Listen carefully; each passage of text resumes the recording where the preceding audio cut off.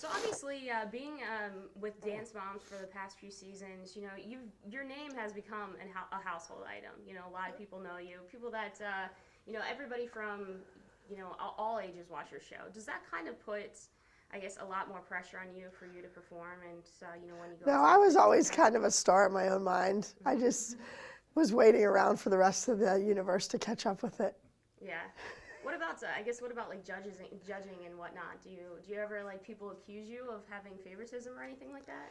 Well, of course, they all think I have a favorite, but every generation that danced at my studio and grew up there thought I had a favorite. So the favorite is usually the kid who's on time, who's prepared, who loves to dance, who's passionate about it, well rehearsed, and wins a lot. That's the favorite. I mean, why not? Mm-hmm. They're the one that's there. They're the one you can count on. And you're also talking about favoritism, or I guess just talking about different things like on top. You use like you use a pyramid system and I things like do. that. I do. How does that work? And how'd you come up with that kind of formula? Well, the pyramid was created for the television show Dance Moms Mm-hmm. by the creators of the show, John Corella and Brian Stinson, because we needed to let the audience know who's on top, why they're on top, and who's going to be performing the next week. Now, people, they went crazy over that pyramid, and the moms still think that it's a horrible thing. Mm-hmm. However, I think that every dance teacher in the country has a pyramid. They just keep it inside their head. You know when you walk in that studio, if you have a piece of music, then you're going to start a tap number, you're going to have your best little tapper in the front and the middle. I mean, that's just common sense. What I think the pyramid has done, the pyramid has made the girls familiar. I watch Nickelodeon. I watch the Disney Channel. I try to check in on all the things the kids like. And all those kids look alike to me. All those girls on those shows look exactly alike. They all look like Selena Gomez. And I'm like, who are these kids? So when I peel off the piece of paper and you see the kid's headshot behind it, instantly that kid's head is in your mind, in your house, in your living room, in your family room. And it's like, boom, Nia, boom, Chloe, boom, Maddie. You know exactly who those kids are. So I think that made the kids' household names much faster by doing the pyramid.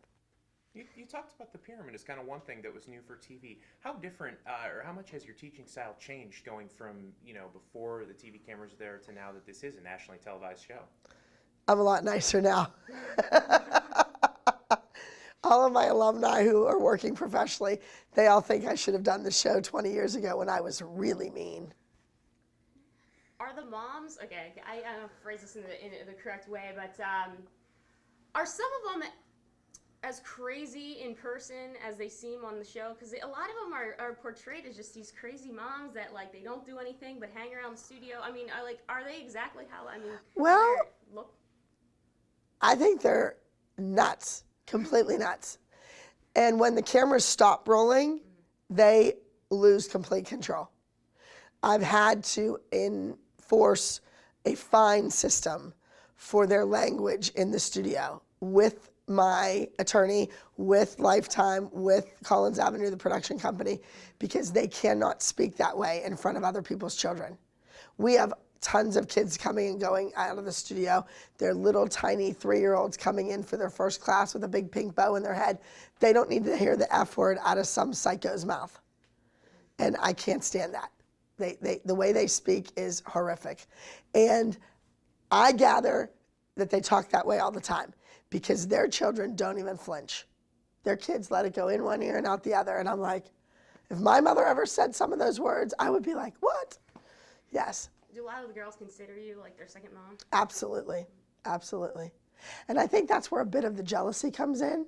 When a kid goes home every single day, every night saying, well, Abby said, well, Abby said this, well, Abby said that, then I think the mother feels like I'm losing control. And this woman, my child respects her more than she respects me. But then again, look at what you have to respect.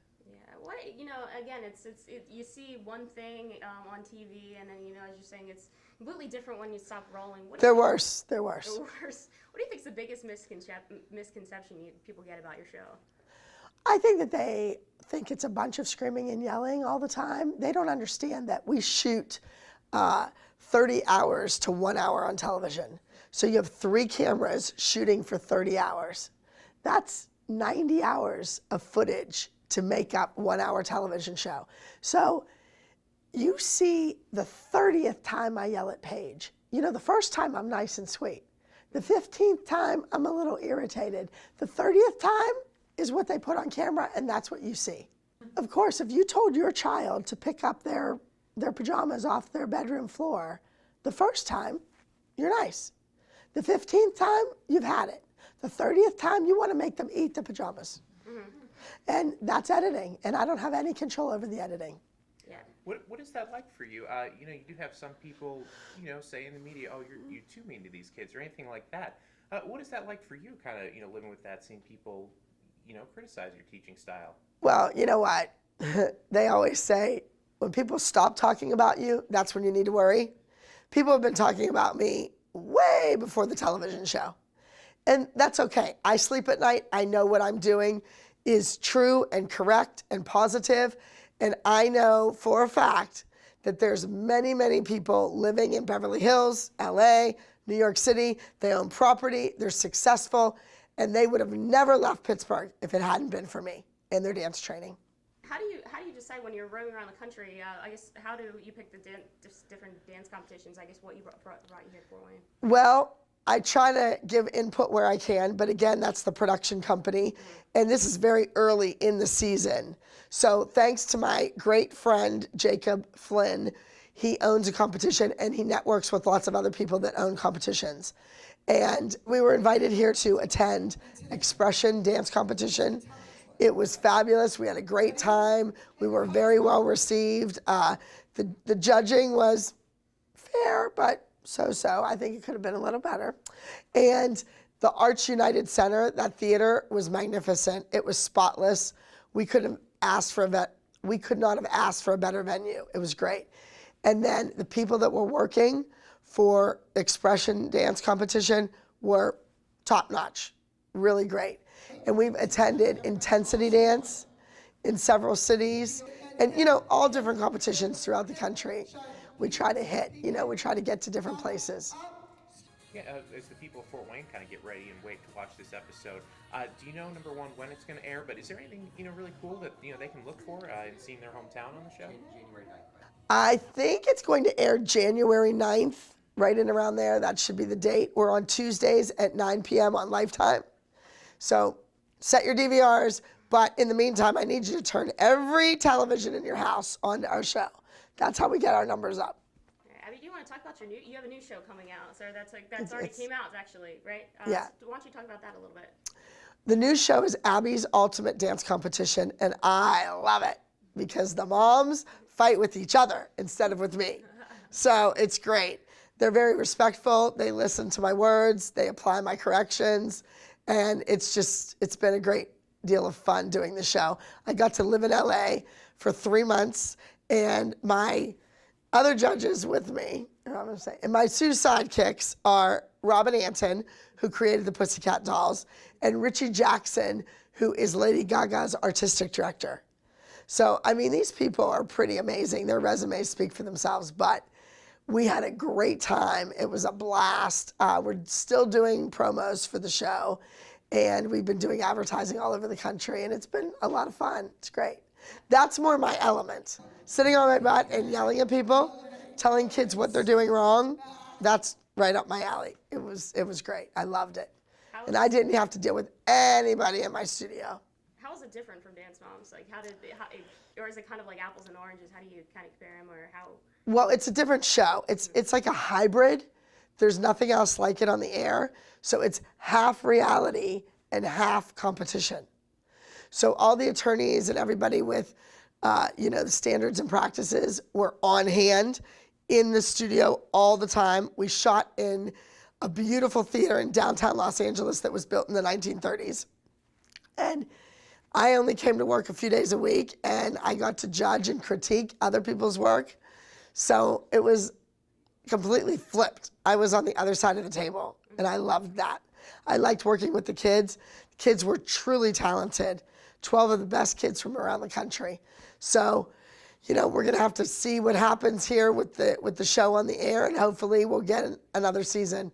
The person that won, the dancer, won $100,000 in cash and a full 4-year scholarship to the Joffrey School of Ballet in New York City. Amazing prize. Yes, Definitely. very, very much. You seem very busy then. I can tell you even kind of losing your voice there. Yes. When do you sleep?